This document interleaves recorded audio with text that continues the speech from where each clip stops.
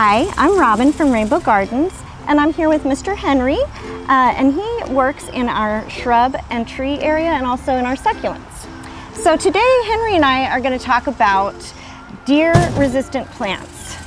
Some people think that there may be some type of plant that's completely deer-proof, but unfortunately there is no such thing. We do have some plants that are more deer-resistant, and so we do have them marked in the nursery, but today specifically we are going to talk about 10 of, these would be, I guess, probably like our top 10 most requested shrubs that are deer resistant. And again, deer resistant, they, will eat anything with a bloom if they are hungry or thirsty enough. Deer resistance, yes, only when there's a very satisfied deer population, when they're not eating everything. So these guys here are the ones that are going to be the most resistant, that they'll eat in their last resort. So first of all, we have our very popular esperanza plant. Beautiful. This guy is a perennial shrub, so that means in wintertime it's going to freeze back. And then come back about maybe February, March, it'll wake up again. But this guy can reach up to 5 feet. It's a very nice, beautiful flowering plant that will pretty much keep the deers away if they're not going crazy looking for food. So this is a very good top pick that we have here. This one's drought tolerant too, is that right? It is listed as a zero escape type plant. Awesome. Saws recommends this as one of the top zero escape plants that you can put for beauty, for lease maintenance. So this is a very nice pick that you can select from. Wonderful.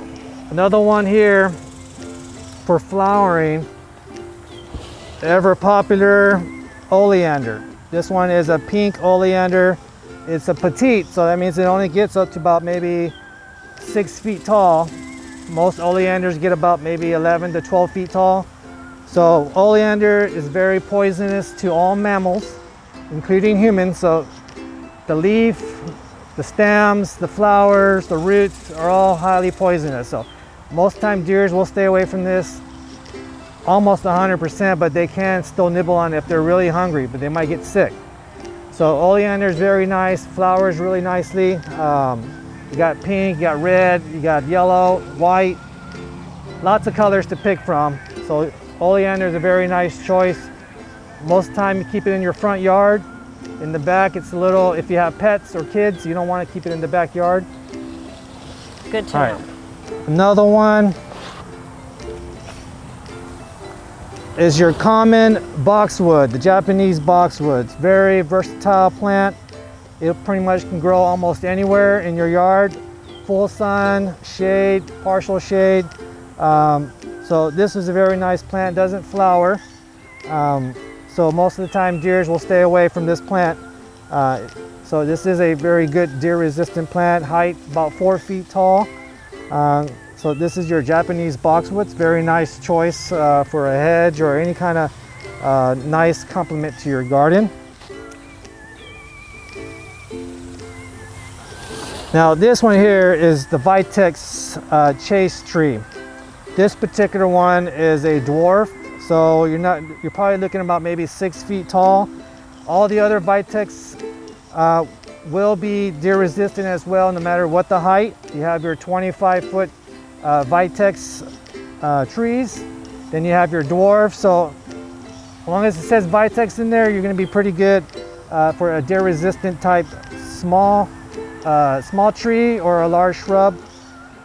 Beautiful flowers. Probably because of the smell, the deers will stay away. Most of the time deer stay away from anything that's fragrant, that they do not like. So this is probably one of them. Awesome. So the vitex. Another very common shrub, we have our dwarf Yule hollies. You see these guys everywhere mixed in with a bunch of boxwoods. So this guy gets about maybe 3 to 4 feet tall. Doesn't flower anything that you can really tell. Very nice shrub. It also can be in full sun, partial shade, so very strong addition to your garden, and deer resistant. So most deers will stay away from this guy. Dwarf Yule pond holly. Awesome. So do we have many options for shade? We do. We have some options for shade. One of our samples here is the viburnum. This one is the sedanqua viburnum, which is also known as viburnum suspension. So this guy is very popular, probably reaches around 8 feet tall. Very nice white flowers that come out in springtime. Very popular choice. I did not know that flowered. Well, that's awesome. awesome. It has a nice cool white flower. Most viburnums will have a nice little white flower. They all come in different sizes and shapes. So this one's a really nice one. It can be in probably morning sun with the evening shade. So sedanqua viburnum. It's a good choice for a deer resistant.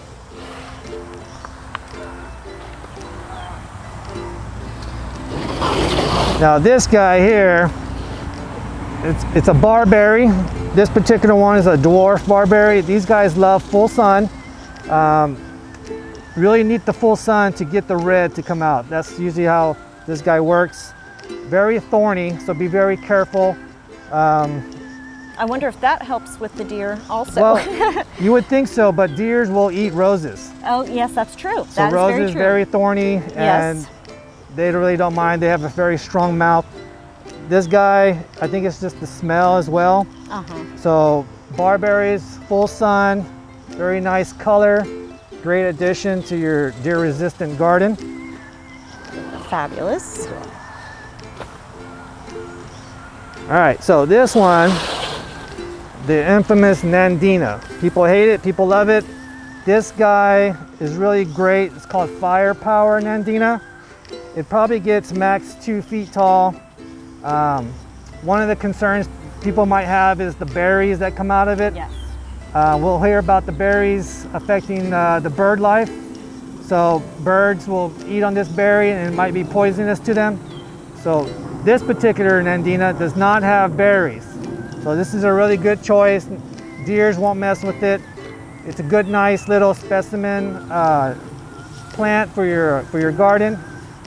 Does not have berries, so you don't have to worry about the birds getting crazy. Some of the other varieties that have the berries, you can always cut them off as soon as it berries, as soon as it fruits. So that way, as soon as it fruits, so that way you don't have to worry about any of the wildlife being poisoned by those berries. All right. Berries. Berries and berries. New word. Okay, this one is a very popular sunny shrub. This one is you'll see that in San Antonio everywhere with purple flowers after a heavy rainfall. So it usually takes about maybe a week or 2 weeks before you start seeing the flowers come out. But it takes a lot of rainfall to get these guys to flower really, really nicely. This one is called the green cloud Texas sage. Some people will know it as senisal. So this is also another nicely deer resistant shrub, full sun, very nice purple flowers will encase the whole shrub once it gets to a mature level. This one averages about maybe 5 feet tall. Great addition to your deer resistant garden, Texas sage. And it is also a host plant for a butterfly here in Texas. Don't have my book with me, so I don't know off the top of my head, but I know that it is a host plant. Good. Because I had to make sure I had one in my yard. Oh yeah. Perfect. All right. This is another nice addition. This is the juniper, blue point juniper. It's a very nice evergreen, small shrub. It can get up to maybe 8 feet tall. It's a great addition if you want to have like a Christmas tree in your yard. This is something a lot of people go for. Deer resistant. It has a smell to it that deers probably do not like. It has blueberries that are not tasteful to deers. You'll see those in fall. This is the blue point. This is a very popular choice to make full sun, evergreen. So this is a really nice one. Awesome. And one more that you probably don't hear too much about is the gardenia. So the gardenias have a really nice smell that most people love. Beautiful white flowers. This one here is the Amy gardenia. We got this one from Florida, so this one's very adaptable to our area. It needs more acidic soil, so you can't just put them in our ground because our ground is alkaline. So this one has to be amended. So choose your amendment carefully, something with acidic compounds in there. And then this one, the gardenia, is a very nice choice. It needs to be in the shade. Morning sun with the evening shade is usually the best scenario for these guys. So this is a great choice. Very great fragrant flowers as well. So here in San Antonio, we've got that really thick clay soil. So if I was going to plant this, what would you recommend that how would you recommend I plant it? Some of the products that I recommend to customers is to get cotton burr compost. That one has been acidified. You mix that in about 50-50 with your existing native soil, and that'll improve the acidity of your soil, which makes these guys happy. Gardenias, camellias, azaleas, hydrangeas all love acidic soil. So the main ingredient that we recommend is cotton burr compost. You can also use peat moss. It's another great addition. You mix that in with your existing soil and these guys will be happy. As long as they have some shade throughout the day, you're going to get some great blooms, and the deers will stay away mostly from these guys unless they're super hungry. So this is another great choice. Awesome. Thank you guys so much for joining us, and thank you, Henry, for giving us all this helpful information. You're very welcome. And it was great seeing you guys. Hope we'll see you back next time. Bye-bye.